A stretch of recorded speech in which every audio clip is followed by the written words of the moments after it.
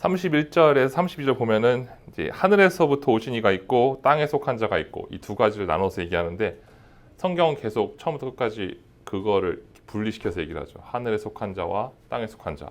그래서 그것이 계속적으로 반복해서 우리에게 보여주는데, 그러니까 하늘에 속한 자가 하늘의 것을 얘기하고 보여주면 땅에 속한 자는 그것이 보이지 않고 들리지 않아요. 아니면 그것이 디스터브가 되는 거죠.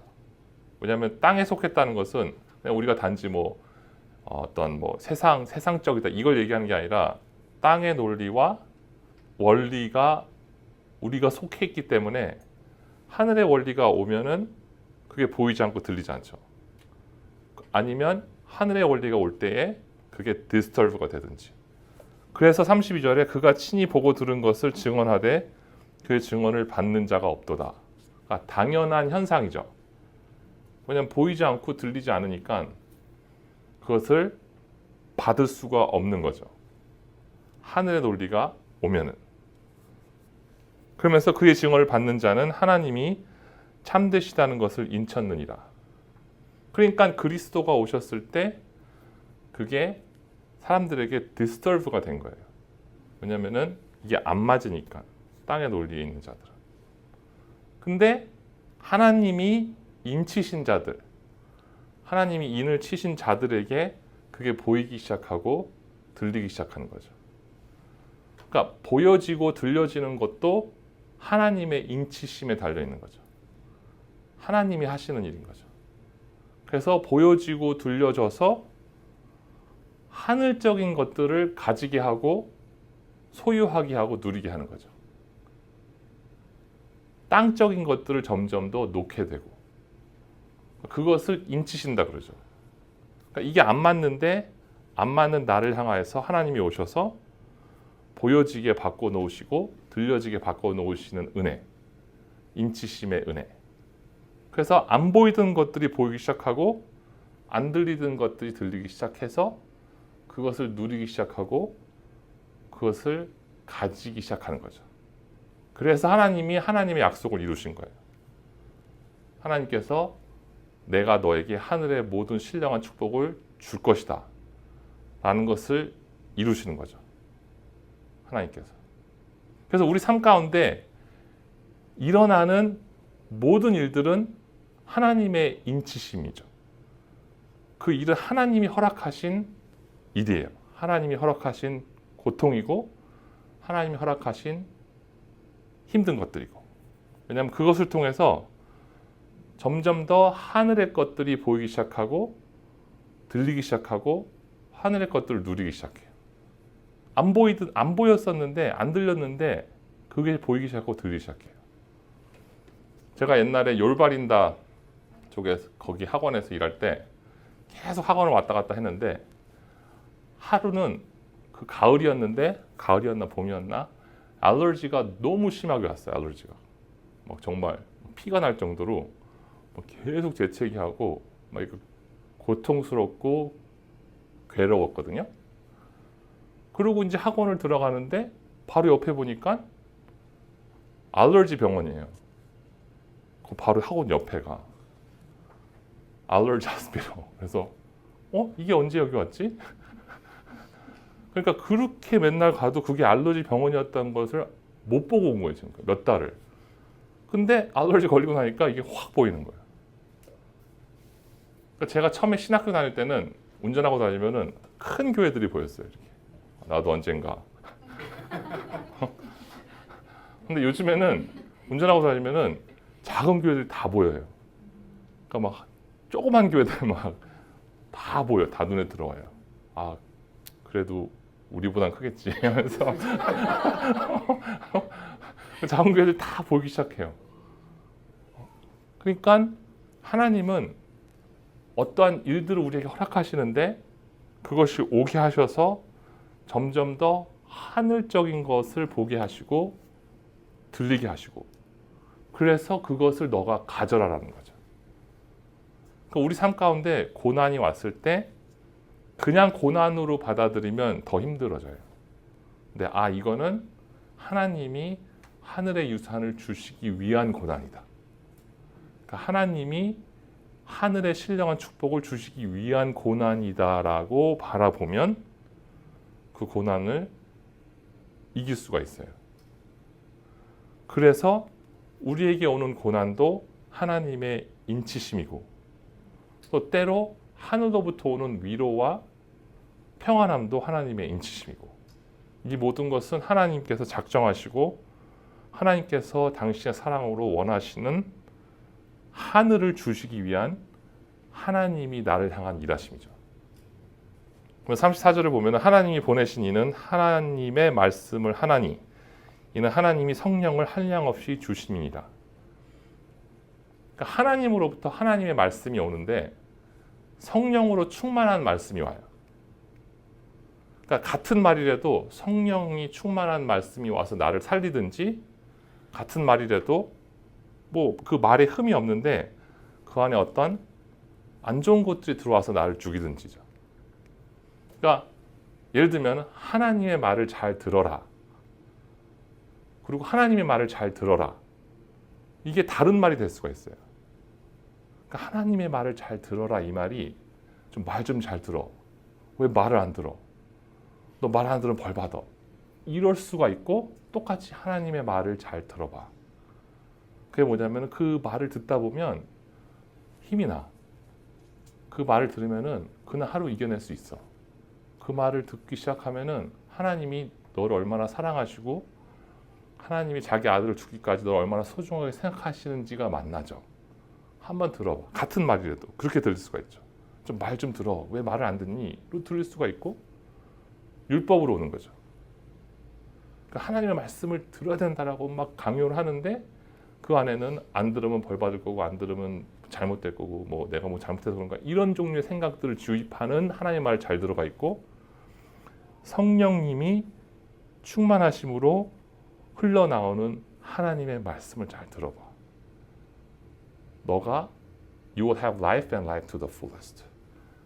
이제는 목마르지 않을 것이다. 너의 목마름을 채워줄 것이다. 라고 하나님의 마음이 만나지는 말을 듣는 것. 그것이 우리를 살리는 거죠.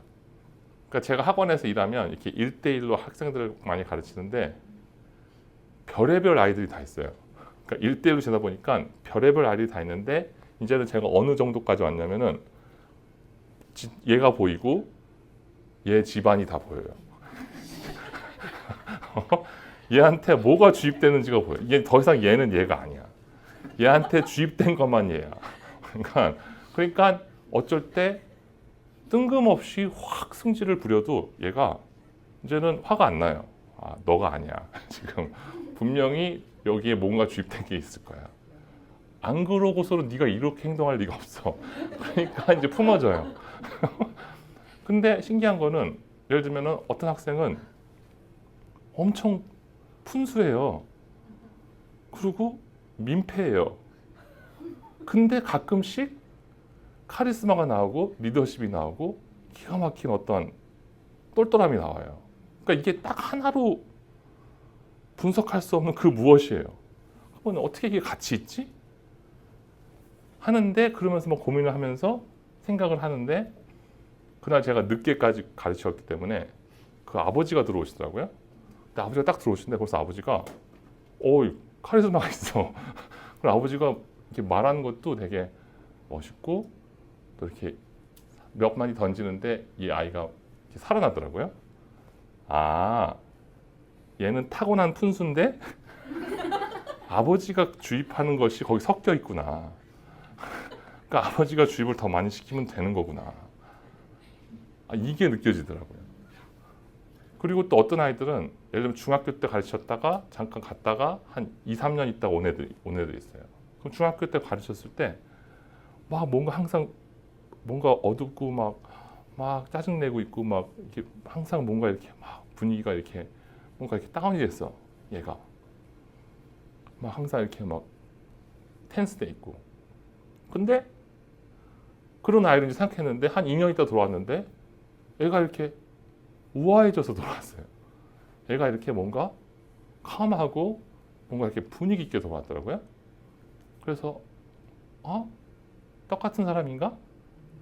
그리고 이제 보니까 아버지가 와서 이렇게 픽업을 해가더라고요, 얘를. 근데 또 그 아버지도 멋있더라고요. 보니까. 그래서 제가 이렇게 가는 거 보고 스타벅스를 갔는데 또 스타벅스 와 있더라고요, 둘이 막 대화를 하고 있어요. 근데 그 아버지가 너무 자상하게 계속 시간을 보내주는 것 같아요, 보니까. 아, 그래서 얘가 이렇게 바뀌었구나. 그러니까 이런 것들을 많이 봐요. 중학교 때 이랬는데 하이스쿨 때 보니까 바뀌어져 있는 그 누구.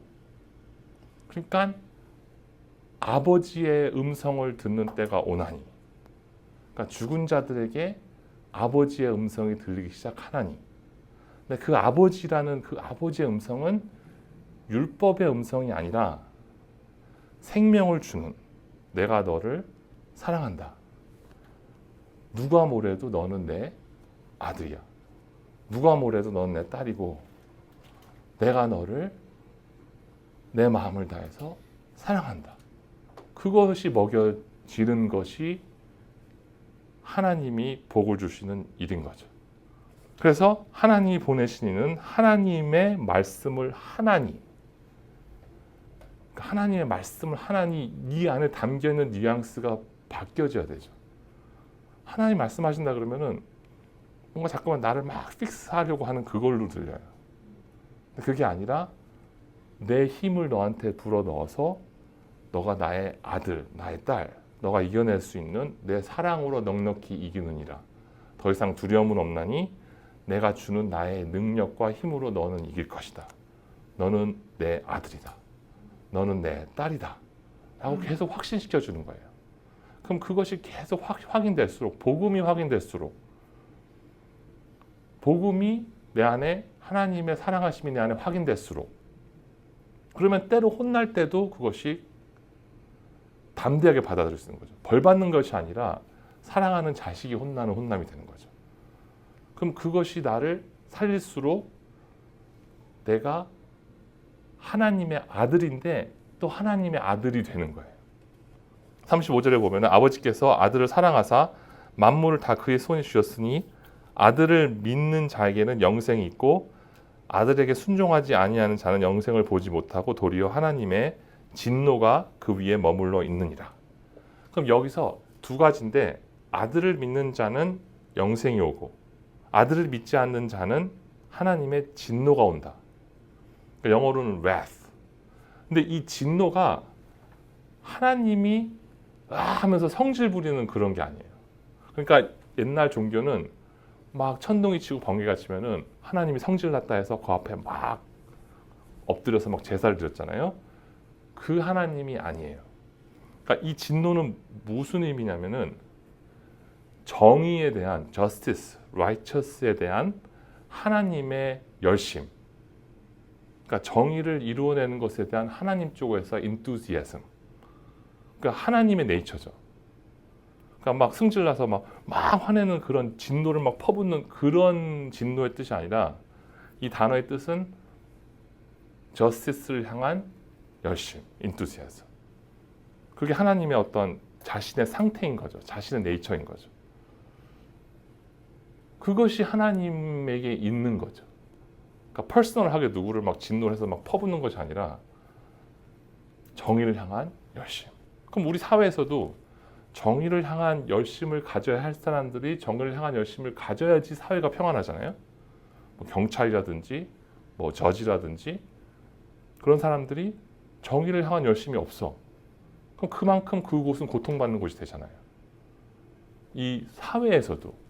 그렇다면 절대자가 정의를 향한 열심을 가지고 있는 그 상태가 이 세상이 돌아가게 하는 하나님인 거죠. 그게 없으면 안 되는 거죠. 그게 없는 게 좋은 게 아니에요. 그러면은 그 하나님은 정의를 향한, 저스트를 향한 열심의 네이처를 가지고 계신 분이에요. 그게 하나님의 진노예요. 하나님이 화났으니까 뭐 빨리 헌금 내고 뭐 이거 하면 축복받아야 돼, 바꿔야 돼. 이런 종류의 하나님이 아니세요. 그런 종류의 막 이상한 치사한 하나님이 아니세요.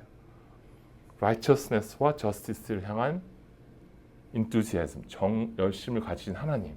그리고 그분이 그분 되시기 때문에 우리 안에 평강이 있을 수가 있는 거죠. 경찰들이, 법관들이 자기의 정의를 향한 열심을 행할 때에 그 사회가 제대로 된 사회가 되듯이. 그러면은 하나님은 그런 하나님의 상태로 존재하시는데 그 존재 앞에 나는 뭘 잘못하고 잘하고 이런 거를 구체적으로 따져가는 게 아니라 그 나는 같이 존재할 수 없는 존재인 거죠. 그 앞에. 그걸 감당할 수가 없어요. 상태가. 그걸 내 쪽에서 감당할 수가 없는 거죠. 왜냐하면 절대자의 정의를 한 열심이니까. 퍼스널한 게 아니라 그걸 내가 감당할 수가 없는 거죠. 그러면은 우리가 여기서 뭐 좀 잘하면 복 받고 좀 못하면 벌 받고 이런 걸로 해결될 문제가 아닌 거죠. 좀 절대자의 정의를 한 열심이 막 이 세상에 가득한데 그 앞에 그래도 이만큼 좀 잘했으니까 하나님 그래 축복해주고 못했으니까 벌 주고 이런 차원으로 이게 해결될 수 있는 문제가 아니죠. 그러니까 하나님 쪽에서의 그 정의를 향한 열심을 받아내고 감당해낼 수 있는 사람도 하나님이에요. 그래서 그것을 아들 그리스도라고 그러는 거죠. 우리 쪽에서 그걸 감당해낼 수 있고 우리 쪽에서 그걸 해결해낼 수 있는 것이 아무것도 없어요. 그래서 하나님의 정의와 열심을 감당할 수 있는 분도 하나님. 그것이 오신 아들. 그것이 그리스도. 그래서 그분이 그것을 감당해내는 거죠. 십자가에서. 그러면 나는 내 쪽에서 아무것도 할 수 없기 때문에 그 아무것도 할 수 없는 자는 의지하는 거죠. 아무것도 할 수 없음이 인정되는 자는 의지하는 거죠. 그것을 믿음. 그래서 그 아들을 믿는 자에게는 영생이 있고 그 아들을 믿지 않는 자에게는 진노가 있다. 그러니까 이것을 잘못 보면은 약간 치사하게 느껴져요. 너 믿었으니까 오케이. 너 안 믿었으니까 진노. 이게 아니에요. 그런 차원이 아니에요. 이게. 그렇게 단순하게 돌아가는 게 우리 세상이 아니잖아요. 예를 들면 옛날에 어떤 왕이 누구를 사형시켰는데 그게 그 왕이 단순히 악한 왕이라서 사형시켰겠어요? 그 상황 속에서는 그럴 수밖에 없는 그 상황이 있었겠죠. 우리가 알지 못하는 그 모든 것을 다 돌아가게 해야 되는 단순히 어떻게 왕이 착해야지 어떻게 사랑해야지 어떻게 사형시킬 수가 있어로 풀어낼 수 있는 정도의 차원의 얘기가 아닌 거죠. 그러니까 하나님께서 당신의 정의를 당신이 받으셔서 그 당신이 받아내심으로 아들을 믿는 자에게는 영생이 있다. 지금 영생이 그에게 있다. 그럼 내가 해야 될 일은 뭐냐면은 아들을 믿는 일. 내 쪽에서 요거 조금 한다고 되고 조금 안 한다고 안 되고 그런 걸로 해결될 수 있는 게 아니기 때문에 나는 아들을 믿는 자. 이 상황에 대해서 이 이슈에 대해서 우리 삶 가운데 수많은 상황과 수많은 이슈가 있는데 그 상황이 올 때마다 이것에 대해서 내가 아들을 믿을 때 거기에 이미 영생이 움직이기 시작해요. 그 믿음도 하나님이 주시는 은혜고 그러나 나에게 주어진 일은 믿는 일. 예수님이시여 우리가 뭘 해야 됩니까? 우리에게 할 일을 가르쳐 주시옵소서. 너가 할 일은 하나님이 보내신 자를 믿는 일이다. 그러면은 너에게 영생이 있다. 지금 있다. 지금 영생이 이곳에서 너를 주장할 것이고 인도할 것이고 이끌어갈 것이다. 라고 그리스도께서 오신 하나님께서 직접 약속하시는 거죠. 그러므로 아들을 믿는 자에게는 영생이 있고 아들을 순종하지 아니하는 자는 영생을 보지 못하고 도리어 하나님의 진노가 그 위에 머물러 있느니라. 이거는 협박이 아니라 약속인 거죠. 내가 너 안에 믿음을 넣어서 그 믿음으로 말미암아 그 아들이 누릴 것들을 다 가지게 할 것이다. 아브라함의 씨앗으로 너는 복이 될 것이고 복을 받을 것이다. 그가 그리스도고 그가 나이고 그것은 하나님이 나한테 주신 약속인 거죠. 그 약속으로 말미암아 우리 각자의 삶 속에서는 믿음의 통로로 하나님께서 작정하신 당신의 약속을 이루실 줄로 믿습니다. 기도하시겠습니다. 할렐루야. 주님을 찬양합니다. 하나님께서 당신의 말씀으로 당신의 음성으로 당신의 약속하심으로 아들의 희생으로 우리 한 명 한 명을 살리셨고 살려가실 것이고 태초 이전에 약속하신 당신이 작정하신 그 은혜를 부어주실 줄로 믿습니다. 아들을 믿는 그 믿음으로 우리 각자의 삶 가운데서 하나님의 온전하시고 선하시고 참되신 뜻이 이루어질 줄로 믿습니다. 감사드리며 예수님의 이름으로 기도하였습니다. 아멘.